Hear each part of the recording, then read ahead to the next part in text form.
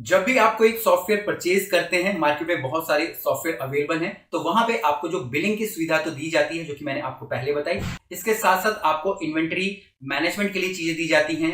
ठीक है, इसके अलावा आपकी रेसिपी मैनेजमेंट होती है, आपके सीआरएम होते हैं, आपके टेबल मैनेजमेंट होता है, वेटर ऐप होता है। ये सारी चीजें बाद की आती है, पर जो बेसिक रिक्वायरमेंट एक रेस्टोरेंट की होती है वो सिर्फ बिलिंग की होती है।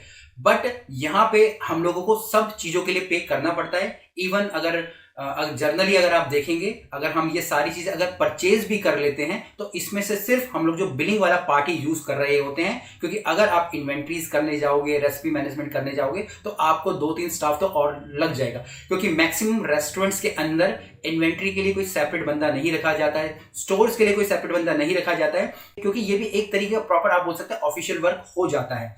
बट यहाँ पे जब भी हम लोग कोई सॉफ्टवेयर परचेज कर रहे होते हैं, तो हमको वहां पे पेमेंट्स करनी पड़ती है, क्योंकि वो एक प्रकार से कंप्लीट पैकेज होता है। यहाँ पे आप लोगों को मैं एक सॉफ्टवेयर रिकमेंड करने वाला हूं, जिसका कि नाम पॉज ईज है, जो कि आप फ्री ऑफ कॉस्ट यूज कर सकते हैं। इसमें जो बेसिक इसका वर्जन है, जिसमें कि आप बिलिंग दे सकते हैं अपने आउटलेट पे, ठीक है, वो बिल्कुल कंप्लीटली फ्री रखा गया है।